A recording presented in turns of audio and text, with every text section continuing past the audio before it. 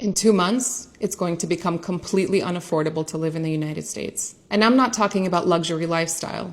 I'm talking about basic middle class needs. I run a relocation business out of Costa Rica. I asked my clients, who are a couple from Bushwick, Brooklyn, why they were thinking of moving abroad. They sent me their monthly budget spreadsheet. So combined, they make $120,000 a year. And from that, they get to bring home about $7,400 a month after taxes. Their rent is $3,100 a month. And their health insurance is about to skyrocket to $1,750. They budget about $1,000 a month for groceries. Their utilities, internet, cell phones, and MetroCard are another $1,300 or so. So at the end of the month, this leaves them with about $250.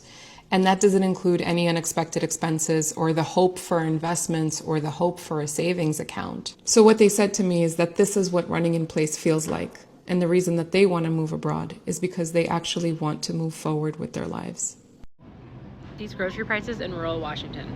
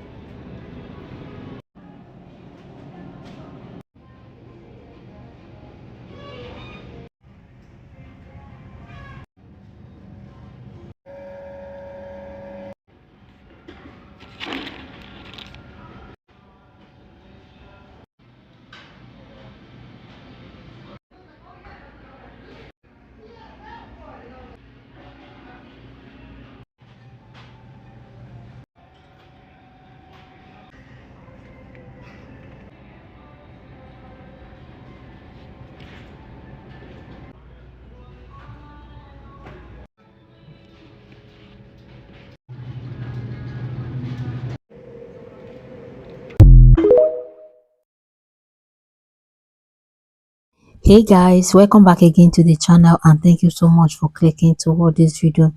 Do you guys know that in just a couple of months, like living in the America state is going to become completely unaffordable for a massive portion of the population? And we are not even talking about luxurious lifestyle here. So we are talking about basic middle class needs: a modest apartment, modest healthcare, modest food on the table, and the hope, the basic human hope of moving forward in life. So guys, like, you guys know that for people consulting the company based in Costa Rica, and lately the story is always the same. So America, who did everything right, are realizing that everything right still leaks nowhere. So their income rises, their taxes rises, their expenses rises even faster, and their savings, so their dreams, their peace of mind, those shrink. So recently guys, like, there was this particular client, a couple from Bushwick, yeah, Brooklyn, and these people have good jobs, yeah, full-time career, and they work so much hard. So they pay their taxes and follow the rules by every traditional measure. So they are successful, but yet they feel stuck. They feel like they are drawing while standing still. So guys, life has become affordable for so many people, so many people. Anyway guys, what do you guys think about this video? Please let me know under the comment section. Like this video and subscribe to this channel. Not a lot enrages me more than when people say that it is not the government's job to take care of you. It, in fact, is the government's job to take care of its citizens. Us being both simultaneously the richest nation in the world and the nation with the highest prison population is not a goddamn coincidence. But us being the richest nation in the world and having homeless people, having children with school lunch debt, being the richest nation in the world run by Republicans, and they're about to cut benefits to 40 million people. And because we're a nation of individual responsibility and pull yourself up by your bootstraps, y'all do not care that the harm is coming for you too.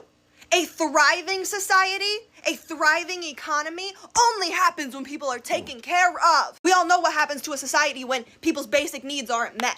Y'all constantly out here complaining about crime and simultaneously cheering as people's benefits are being fucking cut. The benefits that we work for, mind you, because we pay more in taxes than any other nation in the fucking world. The biggest lie that the 1% have sold to us, the working class, is that a government taking care of its citizens is a handout, and it is so they can steal your fucking tax money. And y'all are out here cheering as little kids are about to fucking starve. Meanwhile, the goddamn billionaires are laughing at you because you are nothing more than a number. You're a goddamn laborer. Because y'all are so bought into individualist bullshit, you don't care to think of poverty as policy failure, even though that's exactly what it is. As homelessness as policy failure. You have bought the lie that your neighbors are just irresponsible and lazy, because that's what the billionaires keep feeding you, so you look the other way while the billionaires manufacture the conditions that put people in poverty, that keep people unhoused, and make it so little kids in this country have fucking lunch debt at a place we require them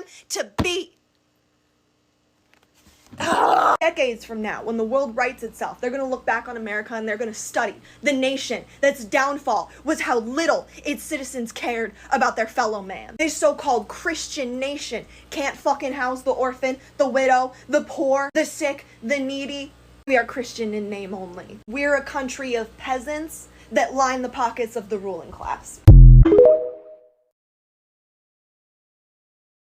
Should I rant about San Diego for a second? I was raised here for a majority of my life. My entire family lives here, lived here for generations. And the way that locals are getting priced out is just something that needs to really be talked about more on a very serious level. It is just absolutely insane, the price of everything now, and how much higher it has gone and how much the quality has gone down. Like, everything. Don't even get me started on SDG&E. SDG&E and I have beef. Tell me why my delivery fee is the same price, if not more, than what my electric generation is. And I don't have AC. Like, I really don't use a lot of electricity at all. Why is my bill almost $400 every month? I don't know. I had someone come out here and look, and guess what? They charged me to have someone come out here and look. They found nothing. They're like, that's just normal. No, it's fucking not. Traffic. Why is traffic start at 2 p.m. and why does it go till 7? Good luck getting anywhere. It's like you're almost imprisoned in your house between the hours of 10 a.m. and 2 p.m. And then if you want to go out after that, you better wait till after traffic after 7 p.m. Going out to eat. Prices have skyrocketed. Absolutely skyrocketed, which I get, like, servers and stuff, and like these businesses have to stay open, but it's gotten to the point where it's like I can't even go out and eat anymore. It's just so much money. And the quality has like significantly decreased. It's just like not even worth it at this point. Groceries here, absolutely ridiculous. And I like try and go to grocery outlet, or I try and go to Costco when I can and get what I can. But I mean, sometimes you have to just go to the other, like the Vons or the Ralphs, and it's just ridiculous how much they're charging. And then don't get me started on like gas, $5 a gallon, absolutely ridiculous. Rent. I live in a house, I've lived here for almost 6 years, so I'm very grateful that I have this price that I've been paying for almost 6 years, which is like unheard of. But if I were to pay the price that I'm paying now, if I had to go move, I'd be living in a studio or a 1-bedroom apartment. It's just absolutely ridiculous how much everything is. And as I said, I grew up here. I know San Diego's always been expensive. Like, it's always been really pricey. I get that, but it's just to a point now where it's like, you cannot sustain living here. My parents had a house in Escondido when I was growing up, and it was a very nice house. They were blue-collar workers, both of them were. Tell me why the mortgage was less than what I'm paying now for my house. That is a third of the size in a way less nice area. Tell me why. Jobs now in San Diego, they still think that like, oh, you're living in San Diego, you'll take the pay cut to live here. Okay, and that's just not sustainable anymore. That's just not. Like, my boyfriend does blue collar work. Tell me why, if he was looking for a new job right now, he was seeing jobs starting at 20 to 23 an hour in San Diego that needs like experience. Like, it wasn't just like starting, like that was like with jobs that need 5+ years experience. It is absolute insanity. I have a good paying job. He has a good paying job. I mean, he can't leave because that's what the other places are paying, fucking 23 an hour. But we just like can't sustain and live here long term. And I know that's like a global, broad issue, not global, you know, it's an issue here if you are in San Diego. So I know I'm not an isolated incident. I just don't know how people are going to make it work like here on out. If you don't own a home right now, good luck ever owning one. They said you could be making $200,000-$300,000 a year, which is just like, in my mind, I'm like, that's so much money. And you'd be hard pressed to like find a home in a decent area to live in. And listen, it might be different. I live in the city. Like, I don't live in the county area. I used to live in the county, but it's just absolutely ridiculous. I don't live in the nicest neighborhood by any means. A lot of people would go far as say it's very not nice. Why is a house in my neighborhood going for $1.1 million? Why? If I had $1 million, I would not live here. Absolutely not. It just makes me really upset. I said it's a blessing and a curse to be born and raised here. I was raised here, but it's a blessing to have been here and to grow up here and be in this community and the weather, list goes on. But it's a curse because if I ever wanted to own a home or get ahead in life, I would have to move. I would have to move away from family, and that's just like a tough pill to swallow, that I would have to do that. But I mean, honestly, that pill's getting easier and easier to swallow when I think of the fact that like anywhere I go, it is so crowded now, and it costs so much money. You leave the house and you spend $50 minimum. Like, you go anywhere, you have to get gas, $50. You want to go out to eat, $50 to $100, and that's like, I'm not going to fancy restaurants. No. You want to go do an activity on the weekend, first of all, good luck finding parking. Have fun in traffic. And then you're going to be paying that much money. It's like, oh, you can go to the beach. Okay, you want to find beach parking on a Saturday? Good luck. I tried last weekend. It was miserable. You want to go somewhere after you get off of work at 4 or 5? Okay, well, you've just driven an hour home. And then unless you can walk somewhere, you're really not going to go anywhere because traffic is so bad. And then SDG&E. I think I've already mentioned this, but it's just SDG&E. That's like point blank period. Any cost of living increase I get, any raise I get, that coincides with how much money more I'm giving to SDG&E. So it's just not sustainable. It makes me upset that I will have to move away from family and friends and the life I've built here and the generations of my family that live here. If I ever wanted to own a home, if I ever wanted to get ahead, if I ever wanted to not feel like I'm living paycheck to paycheck, and it makes me really sad. So people that move here and they enjoy it for a year, like, I'm so happy that you get to enjoy San Diego. But paying these ridiculous apartment prices is not helping the locals here with that situation. And I'm not blaming like people that come move here. I'm more so blaming the corporations and the greedy landlords. Like, I have a great landlord, but there's so many landlords that jack up the price every year just because they can. There's so many corporations or wealthy folks or Airbnbs that just buy up single family homes or apartments or anything like that, and it makes it so the locals that want to live here long term, it just makes it so much more difficult. And yeah, they're building apartments. I'm sorry, I'm not paying $3,600 for a studio. I'm not doing it. That's absolutely insanity.